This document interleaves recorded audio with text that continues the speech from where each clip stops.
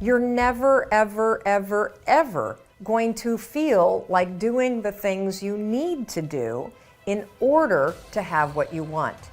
You're always going to need to push yourself. You're always going to need to parent yourself. So what is the net advice on this? What is the bottom line? The bottom line is no one's coming. No one. No one's coming to push you. No one's coming to tell you to turn the TV off. No one's coming to tell you to get out the door and exercise. Nobody's coming to tell you to apply for that job that you've always dreamt about. Nobody's coming to write the business plan for you. It's up to you. And because you're only ever going to do the things that you feel like doing right now or that feel good right now, unless you understand that you've got to parent yourself, you got to push yourself, you're not going to make your dreams come true. You're just not. We're not wired that way. You weren't born that way, you weren't that way when you were growing up, and you're certainly not that way as an adult. And there's a tremendous amount of liberation that comes when you accept the fact that you're always going to need to give yourself a push.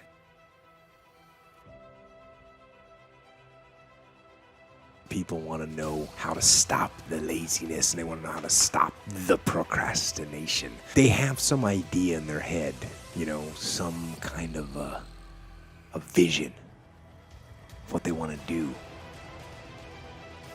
But they don't know where to start. They don't know where to start it, They don't know where to start. And so they say, hey, where do I start? And when's the best time to start? And I have a very simple answer for that. Here and now. That's it. You want to improve? You want to get better?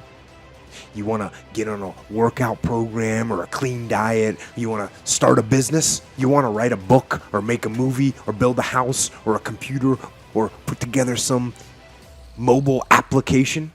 Where do you start? You start right here. And when do you start? You start right now. You initiate the action aggressively. You go. Because the idea isn't going to execute itself. And the book isn't going to write itself. And the weights out in the gym, they're not going to move themselves. You have to do it, and you have to do it now. And that means you got to stop thinking about it and stop dreaming about it and stop researching every aspect of it and reading all about it and debating the pros and cons of it. Just start doing it. Take that first step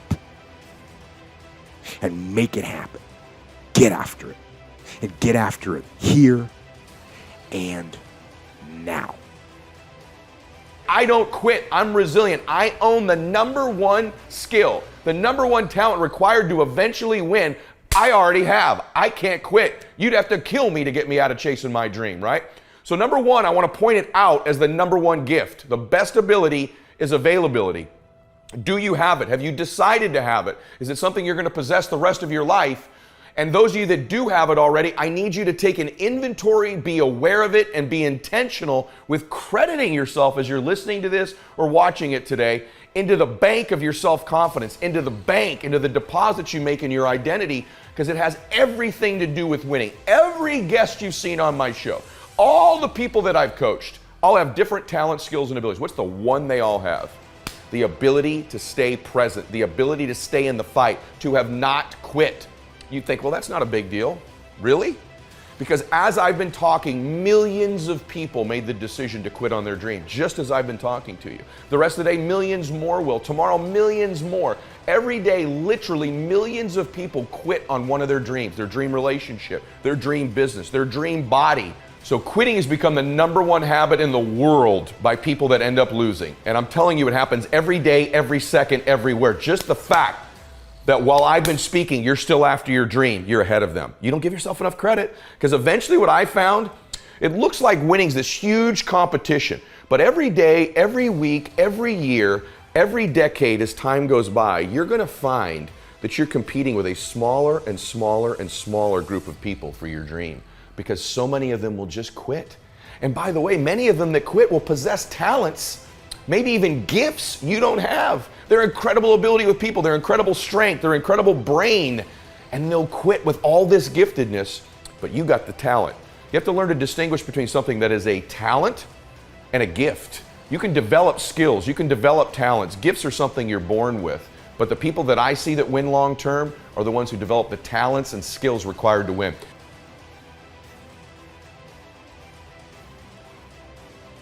You know what I had? I had the ability to keep hitting the piñata in my life, to stick around long enough. And by the way, when you eventually win, it's not just you that gets all the candy, that gets all the victory, that gets all the money.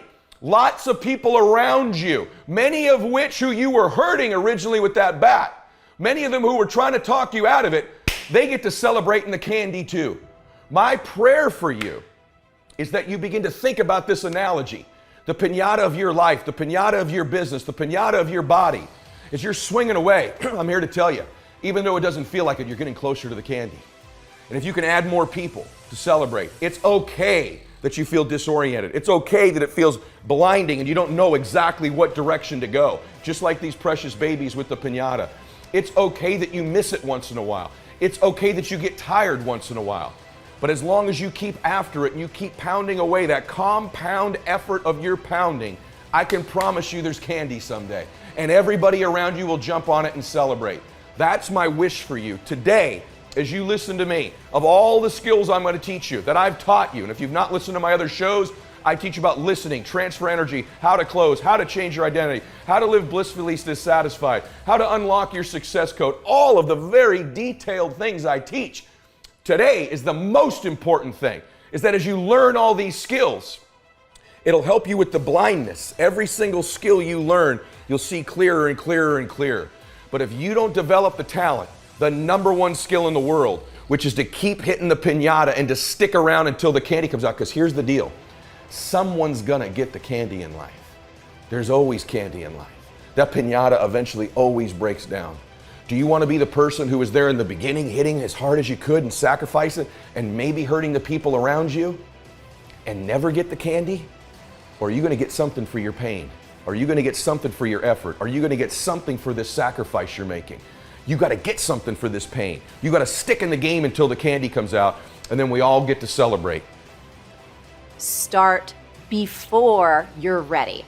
If you wait until you feel ready to do anything meaningful, you're going to be waiting for the rest of your life. Among the people who are the most successful, the happiest, the people who are actually contributing the most, they all have one thing in common, and it's this. They all start before they're ready. You see, I think you've misidentified the enemy here, because the enemy, it's not making mistakes. It's not changing your mind, and the enemy is not your fear. The only enemy that you need to defeat, my friend, is not getting started. This is what most of us just fail to realize. Action is the antidote to fear. Action creates progress and momentum, and action, consistent action, is all you ever need to make anything happen in your life.